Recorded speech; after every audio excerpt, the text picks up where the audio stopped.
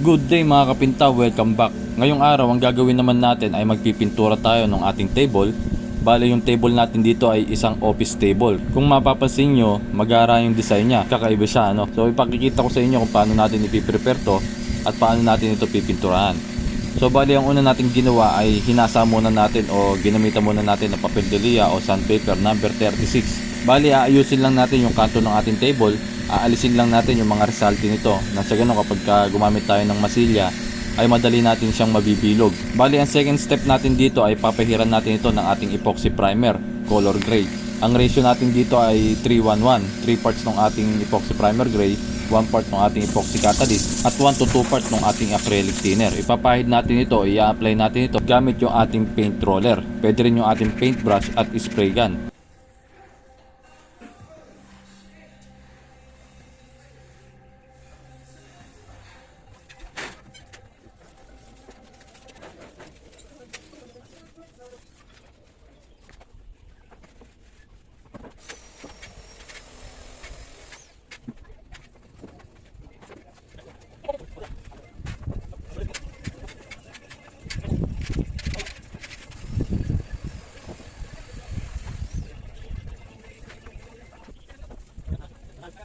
At matapos natin ito ma-apply, hayaan lang natin itong matuyo o tumigas.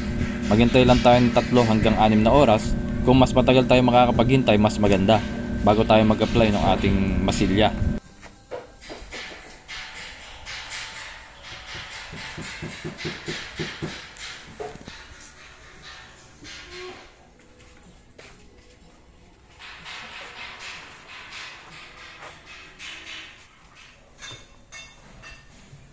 At makalipas na yung 3 hanggang 6 na oras, gagamit na tayo ng ating body filler. Ang gamit nating body filler dito ay yung ating Glasurit body filler. Ito yung gagamitin nating masilya dito sa ating lamesa. Ang ratio natin dito ay ihahalin tulad ko na lang sa isang kutsarang body filler at 1 hanggang 2 patak ng ating hardener. Mas marami tayong ilalagay na hardener, mas mabilis tumigas. Mas konti namang hardener ay matagal tumigas. Minsan hindi pa natutuyo.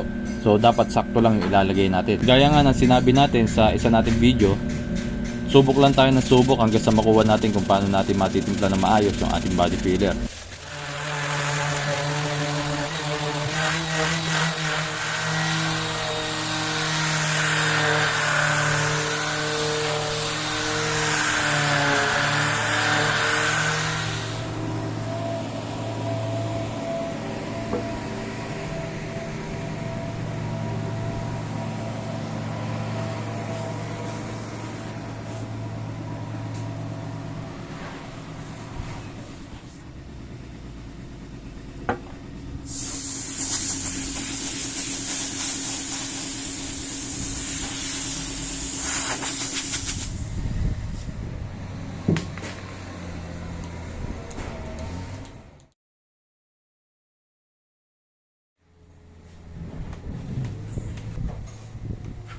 At makatapos na nga tayong makapagmasilya ng ating body filler, lilihain natin ito gamit yung ating papel de lija o sandpaper number 60 o di kaya ay number 80. Papahiram muna natin ito ng ating lacquer thinner at sasabayan natin ito ng ating pagliliha. Gaya sa nakaraan nating video, ipinakita ko kung paano natin nililiha yung ating body filler. At matapos natin maliha yan, papahiran na natin yan ng ating epoxy primer.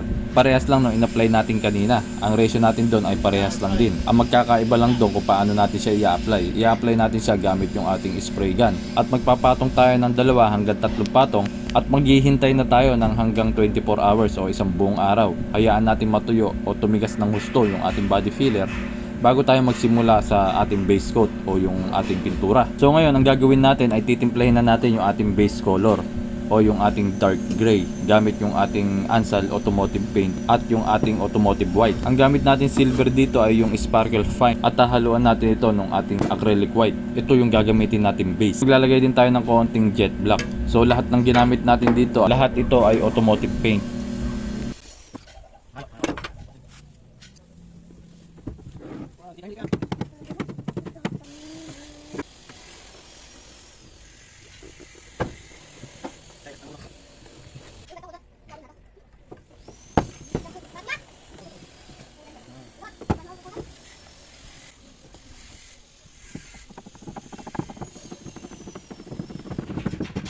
Mahal mo,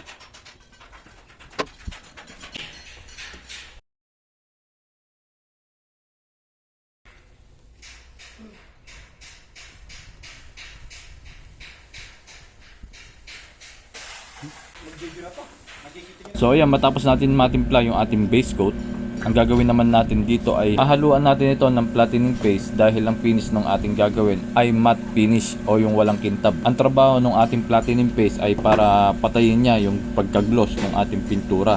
Nang sa ganun ay mag-matte o mag-flat yung pintura natin. At matapos natin matimpla yung ating pintura, maghahalo na tayo. Nang sa ganun ay magamit na natin pang spray.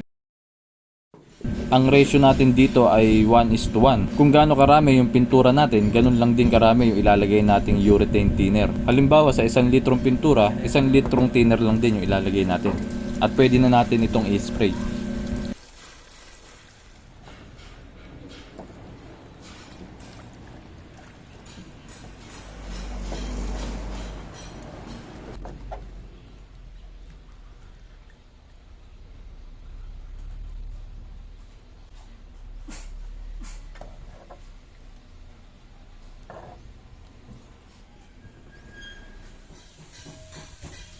Pero bago natin i-apply yung silver na tinimpla natin, lalagyan muna natin ng background yung ating lamesa. I-sprayan muna natin ito ng jet black hanggang 2 patong para lumabas yung pagka-silver niya at magandang tingnan yung ating pintura.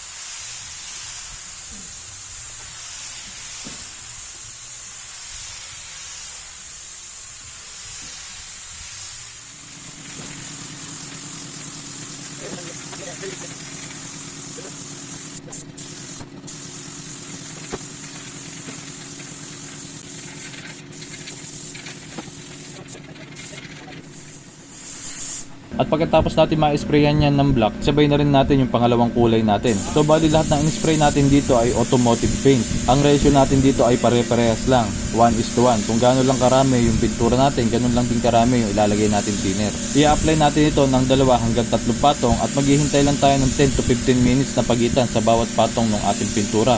Hindi na natin kailangan gamitan pa ng papel lilia o sandpaper sa pagitan ng pag-spray natin. Depende na lang kung kailangan talaga natin itong gamitan ng papel lilia. Maaari natin gamitin dito ang 800 hanggang 1000 grit. Bali kung mapapansin nyo mga kapinta, nagsisimula na tayo dito magmasking. So gaano ba katagal ang pwede nating hintayin bago tayo magsimulang magmasking? So dito mga kapinta, bago tayo magsimulang magmasking o maglagay ng dyaryo, maghintay lang tayo ng 45 minutes hanggang 1 oras. Depende sa init ng panahon. Bali karaniwan kong ginagawa ay 1 oras na yung inihintay ko, mainit o malamig man yung panahon. Para sigurado tayo na hindi didikit yung pintura natin o yung ating base coat sa ating masking tape at sa ating dyaryo. Kapag tayo ay naglatag na ng ating dyaryo, siguraduhin lang natin na doblehin natin yung ating dyaryo. Dahil kapag nabasa ito ng pintura, sa madaling salita, didikit yung dyaryo natin doon sa unang in-spray natin. So kaya dinodoble natin yung ating dyaryo bago tayo mag-spray. At matapos tayo makapag-masking tape, i-sprayan lang natin ito ng silver na tinimpla natin kanina. 1 hanggang 3 patong at maghihintay lang din tayo dito ng 10 hanggang 15 minutes na pagitan sa bawat patong ng ating pintura.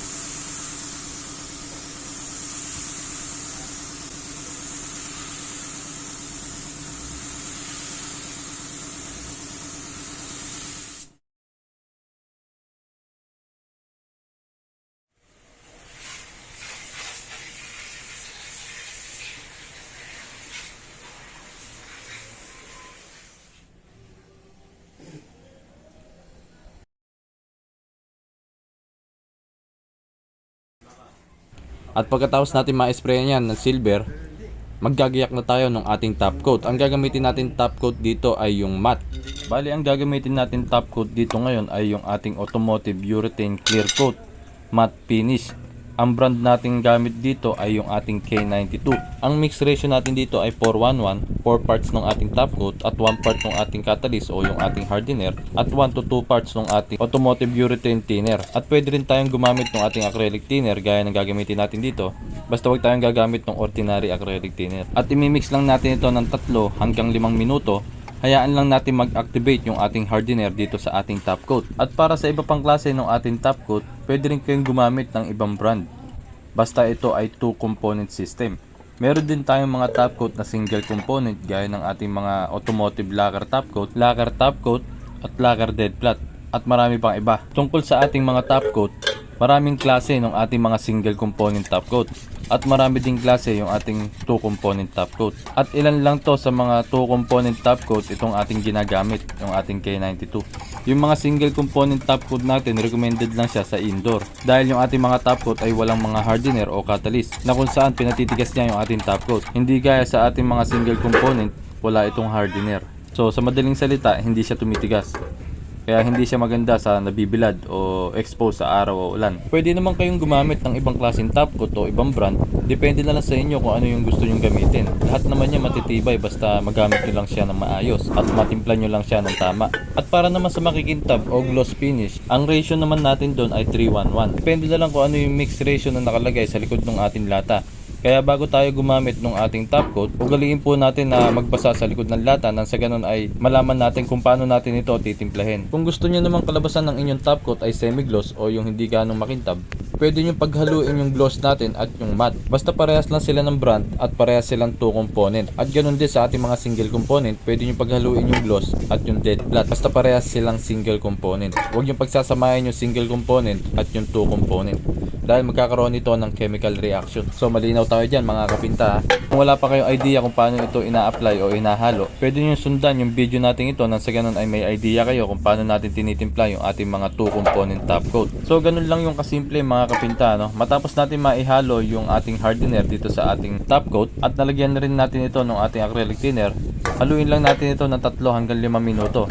Hayaan lang natin mag-activate yung ating hardener doon sa ating top coat. Nang sa ganun kapag in-spray natin ay tumigas siya na maayos at maging matibay.